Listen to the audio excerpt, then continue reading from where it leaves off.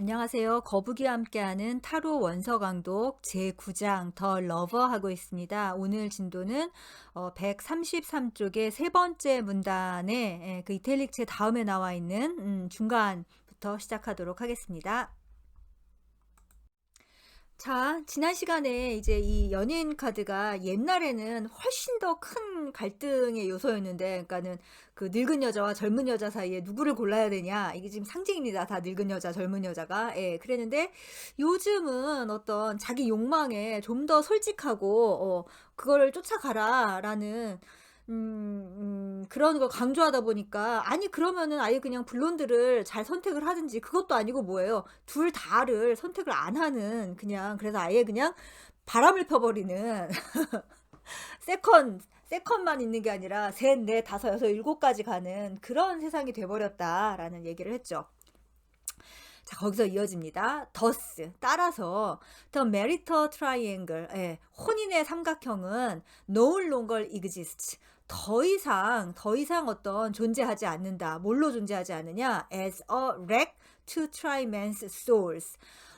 렉 하면은 이게 고문대죠, 고문대. 예, 그러니까 남성의 영혼을 시험하는 그런 고문대로서 존재하지 않고, or 혹은 as an alchemical retort to confine and transform emotions. 예. 연금술적인 레토르트가 어떤 뭐 증류기 같은 거니까, 거기서 뭔가를 이렇게 막 부글부글 끓어갖고 불순물은 날아가고 순수한 어떤 것만 남게 하는 그런 연금술적인 실험실의 도구인 건데, 그러니까 컨파인이 이제 제한을 하는 거고, 그리고 트랜스폼이 변형을 시키는 거잖아요. 그러니까 고통을 가해야지 순수한 물질이 남는 건데, 그래서 그런 confine and transform emotions, 감정을 제한하고 그리고 변형시키는 그런 연금술적인 어떤 증류기로서도 존재하지가 않는다. 옛날에는 결혼을 하면 철이 든다고 그랬잖아요. 그러니까 그 인간의 영혼을 시험하는 어떤 고문대가 되기도 하고, 그 다음에 아까 말한 그런 연금술적인 도구가 되기도 했는데, 이제는 결혼을 하건 말건 지 하고 싶은 대로 하고 산다. 이거는 좀 아니죠. 결혼을 하면 안 그래도 좀 제한이 걸리긴 하죠. 그렇지만 옛날만큼은 아니다. 이건 이제 서양에서는 더 그랬을 거고, 심지어 결혼제도 자체를 거부하는 사람들도 많아졌으니까. 예. No doubt, 의심할 바 없이 the new social customs, 새로운 사회적 관습은 also, 또한 offer positive values, 또한 그렇죠, positive values, 긍정적인 가치를 제공하기는 한다. 물론입니다, 여러분. 제가 항상 저는 과거로 돌아가는 걸 주장하지 않는다는 거 아시잖아요. 셀리 니콜스도 마찬가지죠. 과거가 아니라 그 지금의 순간을 더 초월하자라는 거니까. 예. 긍정적인 가치를 제공하긴 한다. But 그러나 something very important may have been lost in the transition. 트랜지션 하면은 뭐예요? 어디론가 이렇게 더 나아가는, 전환을 하는 과정인 건데, 그 전환 과정에서 something very important, 매우 중요한 무언가가 have been lost, 사라진 것 같다. 사라졌을지도 모르겠다. For, 왜냐하면 올드 피타고라스 spoke true. 옛날 피타고라스가 이렇게 진실을 말하지 않았냐 하고 땡땡 하고 나와 있는데, 이제 그 다음 문장이 피타고라스가 말한 진실인 거죠. 뭘까요? 자, 이 노란색 글자로 된 게 피타고라스가 한 말입니다. There is something fundamental and very human about the triangle. about the triangle. 삼각형에는 something fundamental, 아주 근본적이고, and very human, 그리고 아주 인간적인 그런 something, 무언가가 있다. 피타고라스가 아주 삼각형 빠져, 삼각형 빠. 아니 근데 제가 계속 말하지만 삼각형을 연구하셔야 됩니다. 자, it would seem that by eliminating its stresses and tensions, 뭐뭐인 것 같다. 뭐 같냐? by eliminating, 뭐를 제거해요. 뭘 제거하냐면은 its stresses and tensions, 그 스트레스와 그리고 긴장을 제거하면서, 뭐예요? 삼각형의 긴장과 삼각형의 스트레스인 거죠. 그렇죠. 삼각관계가 이 세상에서 제일 고통스럽잖아요. 어, 하다못해 짜장면을 먹을까 짬뽕을 먹을까 이거를 결정하는 것도 쉽지 않은데 지금은 아무도 그거를 고민하지 않아요. 짬짜면을 먹으면 되니까. 예. 근데 그게 뭡니까? 전 제 세상에서 제일 싫어하는 게 짬짜면이에요. 예. 그 섞어 먹는 거 정말 싫어해요. 예. 네 맛도 내 맛도 아니죠. 예. 그걸 결정할 때는 굉장히 힘들지만 거기서 하나를 선택해서 온전하게 짜장면을 먹을 때의 그 기쁨이 있거든요. 근데 그거를 못 누리는 거죠. 짜장면과 짬뽕을 그냥 섞어서 이것저것 그냥 먹고 마는. 갑자기 사는 재미가 없네요. 왜들 그렇게 재미없게 사는지 모르겠어요. 근데 두 가지를 다 먹어본 사람은 그래서 만족을 하니까 이건 정말 뭐 인생관이 틀린 거라서. 예. 자, 예. 그런 게 있다. 그러니까 이 삼각형의 그 스트레스와 긴장을 제거함으로써, eliminating, 제거함으로써, we may be losing an initiatory right of great importance. 예. 우리는 of great importance니까 아주 중요한. 근데 어디에서 중요한 거냐면은 in the development of human consciousness. 예, 인간 의식 발달에서 아주 중요한 initiatory right.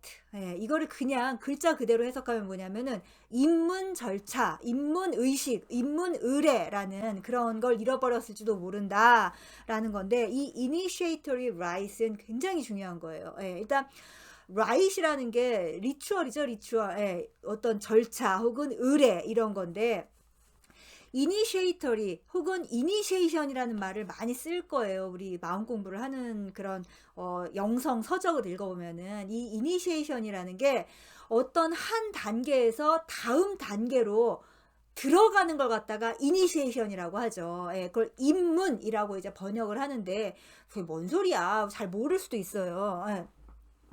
그 입문이 우리가 동양에서는 일단 관례를 하잖아요. 그러니까 뭐 돌잔치, 그것도 이니시에이션인 거죠. 예, 그 다음에 이제 뭐 성인식, 그 관례, 그 머리 올리는 의식, 이게 입문식인 거죠. 혹은 혼례, 예, 결혼을 하고, 그 다음에 결혼을 하고 나면 이제 아이가 태어나잖아요. 이런 것들, 모든 것. 그리고 무슨 뭐 회갑이 되면 회갑연을 하고, 이런 인생의 단계별로 사람을 성숙하게 시키는 어떤 그런 라이트, 의식이 있었죠. 의식. 예. 그런 입문 의식을 잃어버렸을지도 모른다. 이 삼각형의 긴장이 없어지는 거로서. 예. 서양이고 동양이고 어떤 어린아이를 어른으로 기르기 위해서 이런 이니시에이션 절차를 굉장히 세세하게 잘 만들어 놨죠. 천주교에서도 성사가 있잖아요. 7개의 성사를 하죠. 태어났을 때 어떤 뭐 출생 뭐 했을 때 뭐 성사를 하고 뭐 그다음에 뭐 혼배 성사 뭐 무슨 성사 해 갖고 인생의 단계를 7단계로 나눠 놔서 하는 거 있고. 예.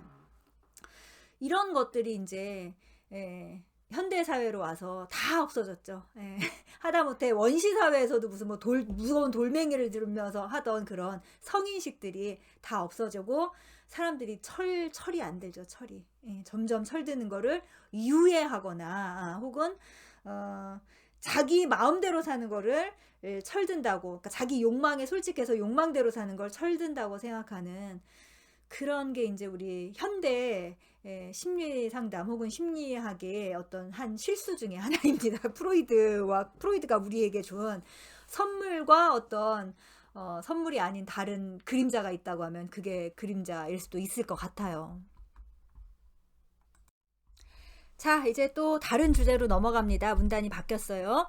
One contemporary commentator, 한 현대의 그러니까 현대 평론가, 이게 각주를 보면은 이제 폴 휴슨이라는 사람이죠. 그 사람은 connect, 연결시킨다. The tarot lover, 타로의 연인 카드를 with paintings of the judgment of Paris. 파리스의 심판, 파리스의 판결이라는 그 그림과 연결시킨다. 이 그리스 신화에 나온 그 파리스의 판결인데 나중에 내용이 나오니까. 그리고 이 파리스의 심판이라는 그 그림을 여러분들이 구글에서 찾아보면 정말 많은 화가들이 여기에 대한 주제로 그림을 그렸어요. 이제 저도 한번 찾아봤더니 루벤스 그림이 제일 처음에 나오는데 뭐 그 그림도 아마 보셨을 거예요. 굉장히 많은 영감을 주는. 왜냐하면 이 파리스의 판결이 결국 그 어마어마한 트로이 전쟁을 시작하게 하는 계기가 되잖아요. 굉장히 유명한 신화죠. 아무튼 그 파리스의 판결이라는 그 장면과 연결을 시킨다. Another trial in which Eros played an important role. 예, 이 판결에서 바로 에로스가 played an important role, 아주 중요한 역할을 했던 아주 또 하나의 재판이다. 예, 지금 요 러버 카드 그림에 에로스가 굉장히 그 화살을 겨누면서 중요한 역할을 하는데, 그 에로스가 여기에서도 이제 한 역할을 하죠. 예, 이따 말씀드릴게요. Whether or not there is an overt connection between the two. 이 둘 사이에 overt connection, 예, 아주 명백한 연관이 있건 없건 간에 their psychological relationship is worth exploring. 예, 그들의 그 심리학적인 관계는 exploring, 연구해볼 가치가 있겠다. 예, 그들이 뭐예요? 이 러버스 카드와 그 다음에 파리스의 재판이라는 그리스 신화를 한번 심리학적으로 연결시켜 보는 건 가치가 있어 보인다. 예, 한번 해보죠. 자, 이제 이 문장 해석하기 전에 우리 그 페리스의 재판이라는 그 그리스 신화를 아주 짧게 줄거리만 한번 먼저 얘기를 해드릴게요. 어떤 신들의 결혼식이 있어서 거기 모든 신이 다 초청을 받았는데, 결혼식이니까 불화의 여신만 초청을 못 받았어요. 그러니까 이 불화의 여신이 앙심을 푼 거죠. 그리고 니들이 나를 불화라고 초청을 안 해? 니들이 한번 불화가 뭔지 겪어봐라 라고 하면서 그 결혼식장에 무언가를 탁 던져요. 그게 뭐냐? 황금사과였어요, 불화의 여신이. 근데 그 황금사과에다가 뭐라고 적어서 던져놓냐 하면은, 가장 아름다운 여신이 이 황금사과의 주인이다 라는 말을 썩어서 이렇게 적어놔요. 그러니까 이제 진짜 자기가 미인이라고 생각하는 여신 셋이 나서면서 서로 이게 내 거다 라고 하면서 이제 주장을 시작하죠. 그 세 명의 여신이 누구냐면은 제우스의 아내인 헤라가 첫 번째, 그리고 두 번째가 이제 아테나, 제우스의 딸이죠. 그리고 세 번째가 아프로디테, 미의 여신. 근데 아프로디테는 이제 제우스의 연인이라는 말도 있고 제우스의 여동생이라는 말도 있고 여러 가지가 있죠. 예, 제우스급으로 탄생을 했어요. 제우스의 딸은 아니에요, 아프로디테가. 예.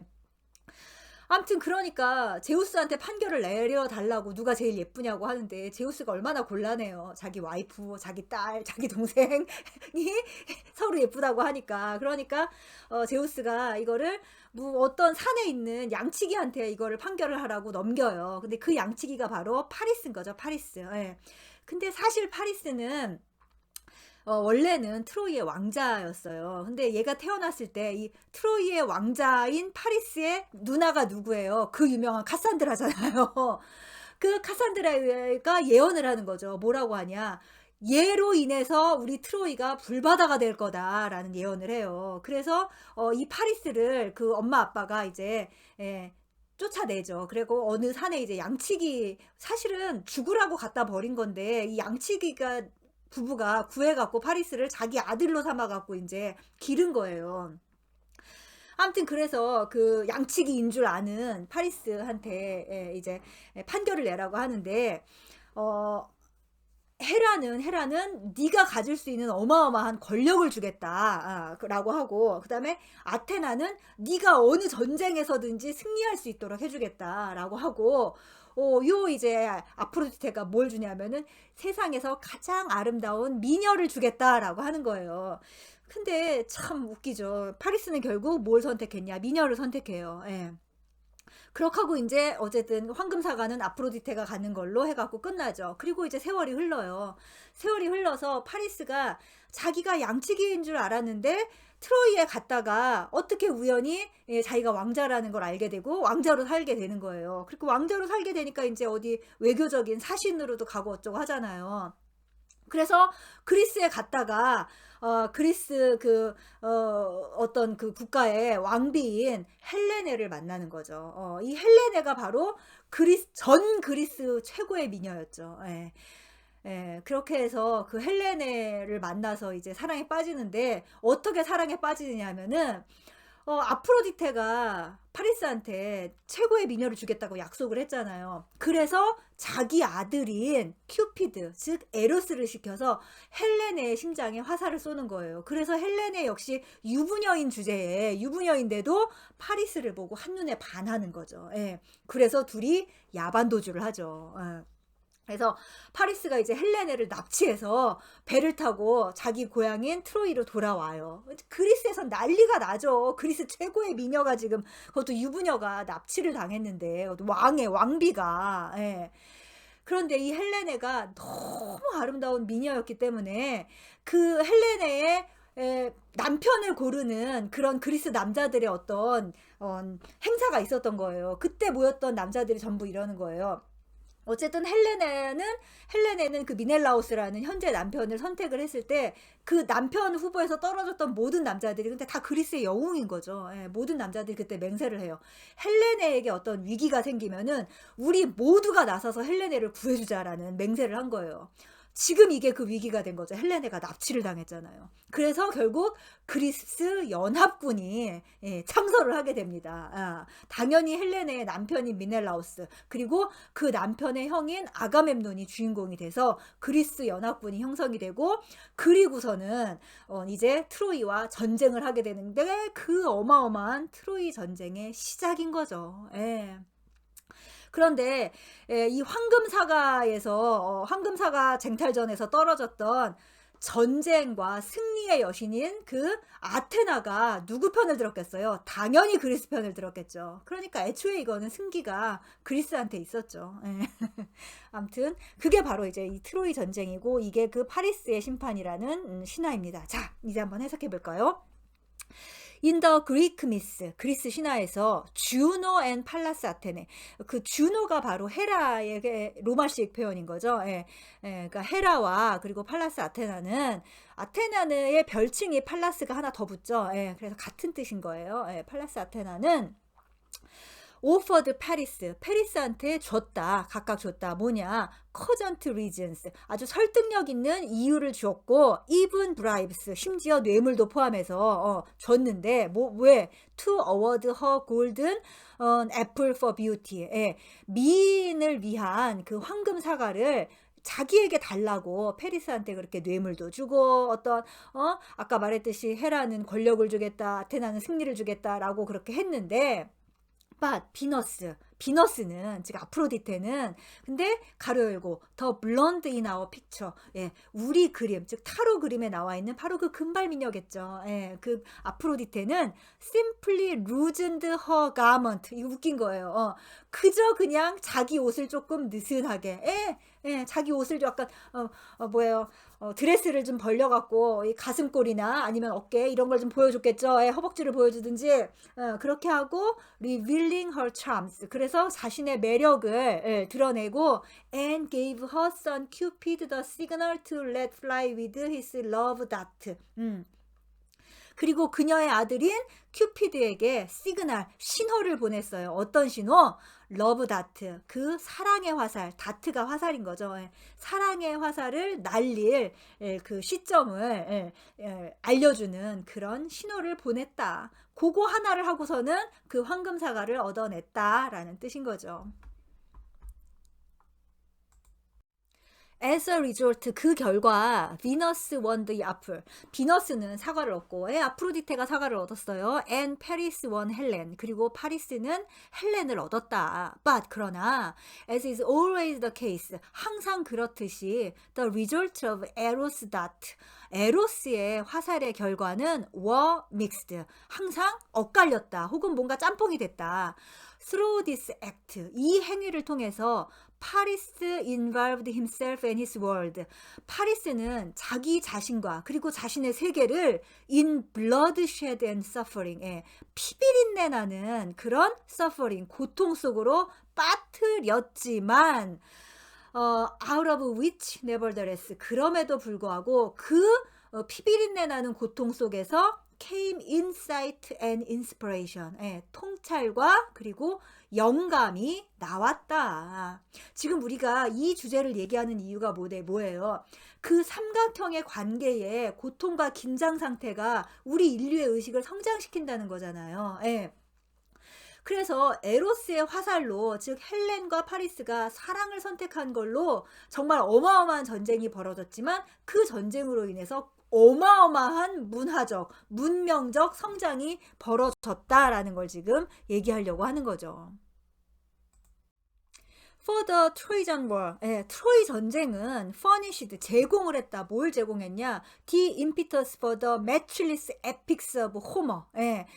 에, 매출있으니까는 비할 데가 없는 거죠. 예, 이거보다 더 그러니까는 뭐 경쟁할 만한 게 없는 그런 호머의 서사시와 and the most awesome tragedies of the world has ever known. 예, 이 세상에 알려진 것 중에서 가장 끔찍한 혹은 가장 어마어마한 그런 비극의 임피터스가 바로 어떤 자극이라는 거잖아요. 예, 그러니까 이 트로이 전쟁으로 인해서 호머의 어마어마한 서사시가 나왔고, 그리고 우리 예전에 했던 그 아가멤논의 비극 3부작 있잖아요. 아이스킬로스의. 예. 그 그리스 비극은 거의 다 이 트로이 전쟁으로 인해서 나온 거니까. 예. 그런 힘을 제공했기 때문이다. 인류의 의식의 성장을 위해서 가장 필요한 건 뭐라고 했어요? 이야기, 스토리예요, 스토리. 예. 의식의 성장은 바로 이 스토리, 이야기의 성장인 거죠. 예. 그 이야기를 할 수 있는 그 단초를 제공한 트로이 전쟁이 얼마나 어마어마한 거예요. 예. 아까 말한 삼각관계, 트라이앵글. 예. A와 B 중에 하나를 선택을 해야 해서의 그 어마어마한 갈등, 그리고 선택을 하고 난 후에 어마어마한 개고생. 그게 바로 우리의 성장의 역사입니다. 예.